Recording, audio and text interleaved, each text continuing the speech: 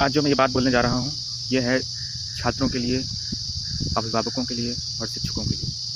इन तीन कैटेगरी में अगर आप लोग हैं तभी सुनिए, बाकी किसी काम की नहीं रहेगी आपके। और ये मुझे ही बोलना पड़ेगा क्योंकि बाकी जिसको ये समझ में आ रही है बात, वो अगर बोलेगा तो उसे कायर बोलने लगोगे आप लोग कि ये भाग रहा है, ये कायर है।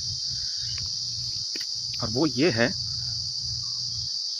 कि हमारी अधिकांश योग्यताएं, जो प्रतियोगी परीक्षाओं की योग्यताएं हैं, वो क्या सच में योग्यता जांचती हैं? क्या वे किसी छात्र की समझ, रचनात्मकता, अंतर्दृष्टि और विषय की गहराई को परखती हैं? या वे केवल यह देखती हैं कि कौन छात्र सबसे ज़्यादा ट्रिक्स, फार्मूले और तयशुदा तकनीकें रट सकता है?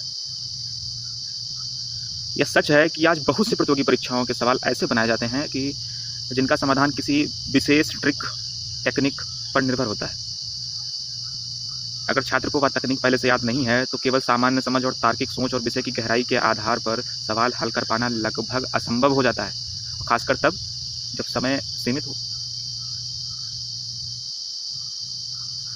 गणित और विज्ञान के कई सवालों में ऐसा होता है कि समाधान तक पहुंचने के लिए एक खास कदम उठाना पड़ता है। शुरुआत में वह कदम पूरी तरह निरर्थक या अजीब लग सकता है, उसका तर्क बाद में जाकर समझ आता है, लेकिन अगर छात्र को पहले से ही वही चाल ना पता हो तो वह सामान्य तरीके से या सामान्य तार्किक तरीके से सवाल हल करने की कोशिश करता रहता है। धीरे धीरे जटिल गणनाओं में, उलझनों में फंसता चला जाता है। और वही अगर उसको स्टार ट्रिक पता है, उसने उस पर काम किया है, उसने उसको रगड़ा है, तो फट से वही फार्मूला लगा के स्टार ट्रिक वाला और उसका जवाब ले आता है। यानी समस्या इस तरह से बनाई जाती है कि केवल एक विशेष तकनीक ही काम करे। अब सोचिए, परीक्षा जांच क्या रही है? क्या वह यह जांच रही है कि छात्र विषय को गहराई से समझता है? आप ही बताइएगा। क्या वह उसकी रचनात्मकता जांच रही है? क्या वह उसकी स्वतंत्र सोच जांच रही है? नहीं जांच रही है। वह मुख्य रूप से यह जांच रही है कि छात्र ने पहले से कितने पैटर्न रट रखे हैं, कितनी ट्रिक्स याद की हैं और कितनी बार वही सवाल खिसे। इसीलिए कई बार ऐसा होता है कि जो छात्र वास्तव में समझदार, रचनात्मक और विषय की गहरी समझ रखने वाला होता है वह भी कम अंक ले आता है, जबकि जिसने केवल परीक्षा के पैटर्न और शॉर्ट ट्रिक को रट लिया हो वह आगे निकल जाता है। यही बात जो है वो नहीं बताएंगे शिक्षक, तो बिल्कुल नहीं बताएंगे क्योंकि उनकी दुकानें चल रही हैं। कोचिंग में शॉर्ट ट्रिक को हटा दो तो कोचिंग वालों के पास में क्या बचा है? वही तो बेच के वो करोड़ों का एम्पायर खड़ा कर लिए हैं, वो कहाँ से बताने लगे। छात्रों का क्या है कि छात्र बेचारे जान रहे हैं, लेकिन अगर वही बात ये पहली बात तो उनके पास कुछ है नहीं जो चिल्ला चिल्ला के वो ये सब बताएं। वो अगर कहने लगेंगे तो उन्हीं के घर वाले उनको कायर बोलने लगेंगे। और अभिभावक तो अगर उसको समझ में भी आ रहा है तभी उसने आंखें बंद कर ली हैं, क्योंकि उसके बेटे को क्या नीट क्वालिफाई करवाना है, जेई क्वालिफाई करवाना है, या किसी प्रतियोगी परीक्षा को पास करवा के नौकरी लगवानी है। तो जैसा है सिस्टम चलते रहने दो। मुझे यही बात सबसे ज़्यादा परेशान करती है, क्योंकि ऐसी परीक्षाएं धीरे धीरे छात्रों को यह सिखाने लगती हैं कि सोचना उतना महत्वपूर्ण नहीं है जितना रटना। वे छात्रों को जोखिम लेने, नई तरीके सोचने और वास्तविक समझ विकसित करने के बजाय सुरक्षित पैटर्नों का गुलाम बना देती हैं। और यहाँ एक और कठोर सच्चाई यह भी है कि इन परीक्षाओं का उद्देश्य हमेशा ज्ञान को मापना नहीं होता। इनको मतलब नहीं है कि आपके पास कितना ज्ञान है।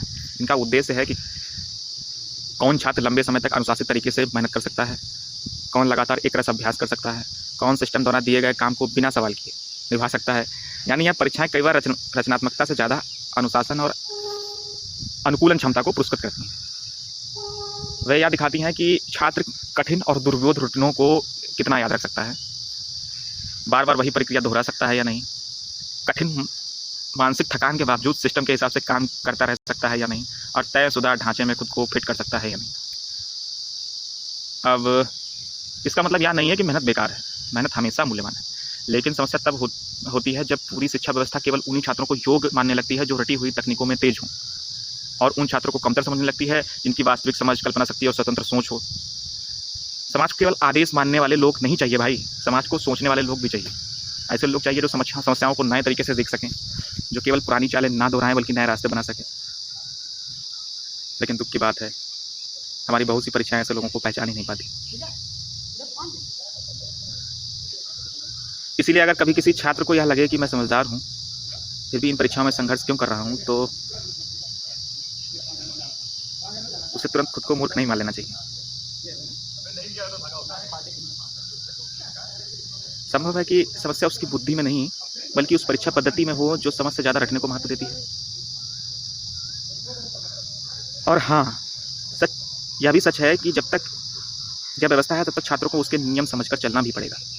लेकिन कम से कम हमें इतना ईमानदार तो होना चाहिए कि हम यह स्वीकार करें कि हर ऊंचे अंक वाला व्यक्ति सबसे अधिक रचनात्मक और सबसे अधिक बुद्धिमान हो, या जरूरी नहीं। कई बार वह सिर्फ सिस्टम के खेल को बेहतर तरीके से खेलना जानता है। बस इतना ही बोलना था। चलो मिलते रहेंगे, बाकी जो मेरे समझ में आता रहेगा वैसे बोलते